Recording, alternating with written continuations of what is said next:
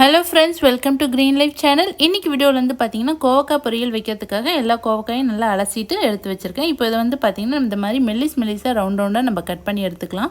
உங்களுக்கு எந்த ஷேப்பில் வேணுமோ அந்த ஷேப்பில் நீங்கள் கட் பண்ணிக்கோங்க. கட் பண்ணும்போது இந்த மாதிரி மெல்லிஸாக கட் பண்ணிக்கோங்க. இப்போ எல்லா கோவக்காயும் நம்ம இந்த மாதிரி கட் பண்ணி எடுத்தாச்சு. இப்போ நம்ம அடுப்பில் கடாய் வச்சுட்டு அதில் நம்ம தேவையான அளவு எண்ணெய் சேர்த்துக்கலாம். எண்ணெய் வந்து பார்த்திங்கன்னா ஈவனாக எல்லா பக்கம் ஸ்ப்ரெட் ஆகிற மாதிரி நம்ம வந்து பார்த்திங்கன்னா இந்த மாதிரி ஸ்ப்ரெட் பண்ணிக்க போகிறோம். எண்ணெய் நல்லா காஞ்சதுக்கப்புறமா அதில் 1 டீஸ்பூன் போல் நம்ம சோம்பு சேர்த்துக்கலாம். நம்ம கோவக்காயை மெல்லிஸாக கட் பண்ணும்போது தான் பார்த்தீங்கன்னா சீக்கிரமாக வந்து கோவக்காய் நல்லா ஃப்ரை ஆகி வரும். அதுக்காக தான் வந்து பார்த்திங்கன்னா எல்லாத்தையும் ஒரே ஷேப்பில் மெல்லிஸாக கட் பண்ணி எடுத்துக்கோங்க.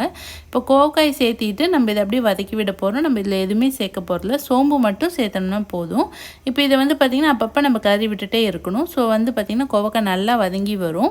கோவக்காய் வந்து நல்லா முக்கால்வாசி நல்லா வதங்கி வந்ததுக்கு அப்புறமா தான் நம்ம வந்து பார்த்திங்கன்னா காரத்துக்கு தேவையான மிளகாய் தூளும் உப்பும் சேர்க்க போகிறோம்.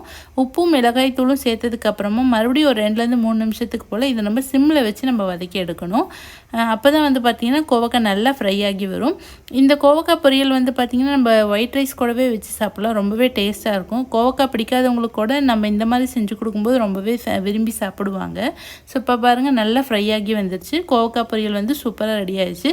இதை நீங்களும் கண்டிப்பாக ட்ரை பண்ணி பார்த்துட்டு உங்களோட கமெண்ட்ஸ் எனக்கு ஷேர் பண்ணுங்கள்.